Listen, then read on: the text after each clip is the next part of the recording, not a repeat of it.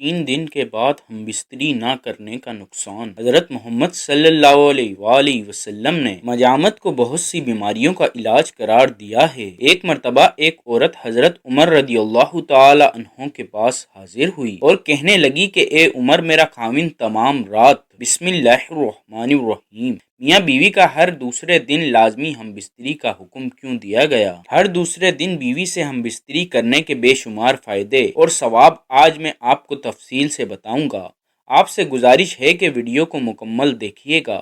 امام جلال الدین سیوطی رحمۃ اللہ علیہ نے حضرت عمر رضی اللہ تعالی عنہ کے حوالے سے یہ بیان کیا ہے کہ آپ رات کے وقت گشت کر رہے تھے اور ایک گھر سے ایک عورت کی آواز آ رہی تھی اور وہ کچھ اشعار پڑھ رہی تھی۔ مفہوم یہ تھا کہ اس کا شوہر گھر سے کہیں دور چلا گیا تھا اور وہ اس کے فراق میں غمزدہ تھی۔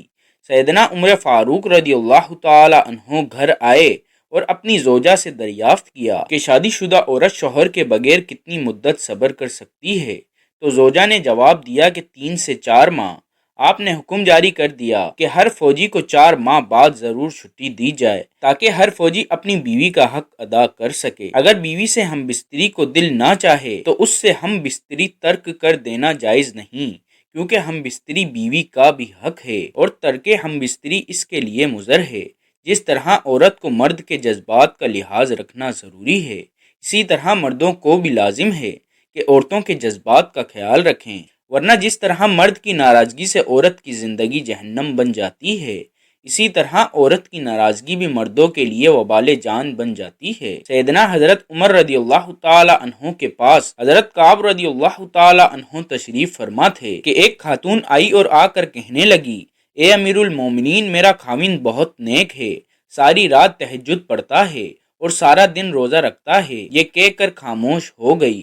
حضرت عمر رضی اللہ تعالی عنہ بڑے حیران ہوئے کہ خاتون کیا کہنے آئی ہے۔ اس نے پھر یہی بات دوبارہ دہرائی کہ میرا خاوند بہت نیک ہے، ساری رات تہجد میں گزارتا ہے اور سارا دن روزے رکھتا ہے۔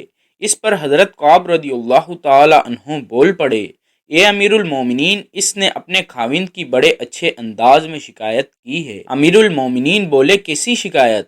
جب وہ ساری رات تہجد پڑھتا رہے گا اور سارا دن روزہ رکھے گا تو پھر بیوی کو وقت کب دے گا؟ تو یہ خاتون کہنا چاہتی ہے کہ میرا خاوند نیک تو ہے مگر مجھے وقت نہیں دیتا۔ چنانچہ حضرت عمر رضی اللہ تعالی عنہ نے اس کے خاوند کو بلایا تو اس نے کہا، ہاں اے امیر المومنین، میں مجاہدہ کرتا ہوں۔ حضرت عمر رضی اللہ تعالی عنہ نے حضرت کعب رضی اللہ تعالی عنہ سے کہا کہ آپ فیصلہ کریں۔ حضرت کعب رضی اللہ تعالی عنہ نے فرمایا کہ دیکھو، شرعاً تمہارے لیے ضروری ہے کہ تم اپنی بیوی کے ساتھ وقت گزارو، ہنسی خوشی اس کے ساتھ رہو اور کم از کم ہر 3 دن کے بعد اپنی بیوی کے ساتھ ہم بستری کرو۔ وہ میاں بیوی تو چلے گئے تو سیدنا حضرت عمر رضی اللہ تعالی عنہ نے حضرت ابن کعب سے پوچھا کہ آپ نے یہ شرط کیوں لگائی کہ ہر 3 دن بعد بیوی سے ملا کرو؟ انہوں نے کہا، دیکھیں، اللہ رب العزت نے مرد کو زیادہ سے زیادہ 4 شادیوں کی اجازت دی ہے، چنانچہ اگر 4 شادیاں بھی کسی کی ہوں تو 3 دن کے بعد پھر بیوی کی باری آتی ہے۔ تو میں نے اس سے کہا کہ تم زیادہ سے زیادہ 3 دن عبادت کر سکتے ہو، تو 3 دن کے بعد 1 دن رات تمہاری بیوی کا حق ہے جو اس کے ساتھ تمہیں گزارنا پڑے گا۔ تو دیکھو، شریعت انسان کو کیا خوبصورت باتیں بتاتی ہے۔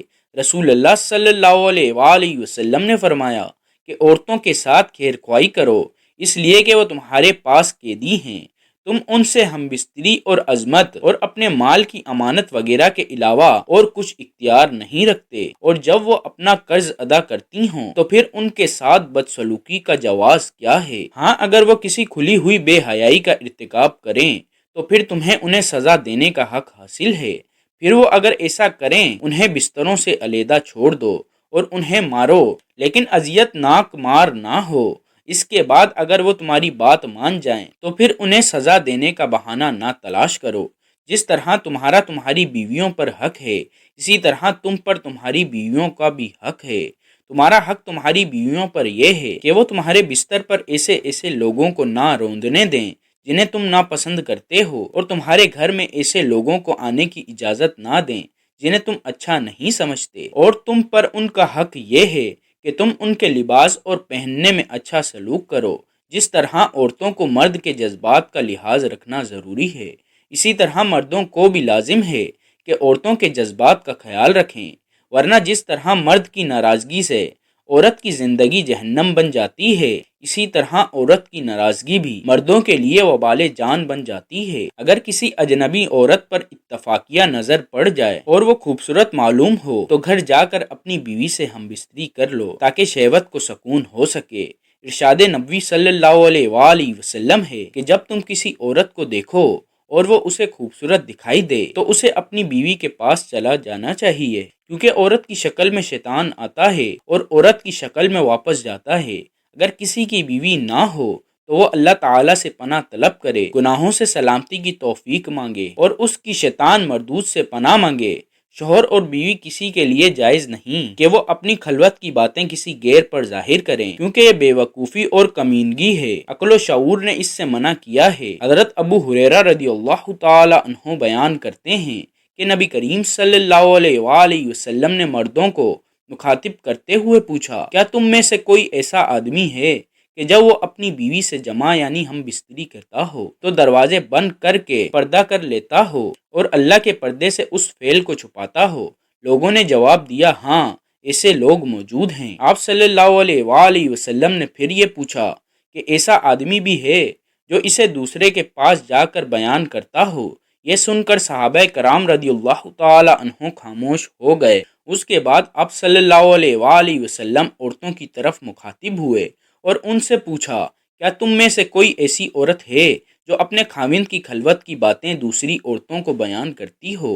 عورتیں خاموش رہیں، لیکن ایک نوجوان عورت اپنے ایک گھٹنے پر کھڑی ہو کر رسول کریم صلی اللہ علیہ وآلہ وسلم کی طرف جھانکتی ہے اور آپ کی باتیں سن کر کہتی ہے، یا رسول اللہ صلی اللہ علیہ وآلہ وسلم، خلوت کا ذکر مرد بھی کرتے ہیں اور عورتیں بھی کرتی ہیں۔ فرمایا، جانتے ہو اس کی کیا مثال ہے؟ اس کی مثال ایسی ہے جیسے کوئی شیطان عورت کسی شیطان مرد کو سرے راہ مل گئی اور اپنی حاجت پوری کی ہو، دورے اثنا لوگ ان کی طرف دیکھتے رہے ہوں۔ خبردار، مردوں کی خوشبو میں بو تیز ہوتی ہے مگر رنگ نہیں ہوتا، اور عورتوں کی خوشبو میں رنگ ہوتا ہے مگر بو تیز نہیں ہوتی۔ اللہ پاک ہم سب کو عمل کرنے کی توفیق عطا فرمائے اور ہمارا خاتمہ ایمان پر فرمائے، آمین یا رب العالمین۔ ناظرین، کمنٹ باکس میں اللہ تعالیٰ کے 99 ناموں میں سے ایک نام ضرور ٹائپ کریں۔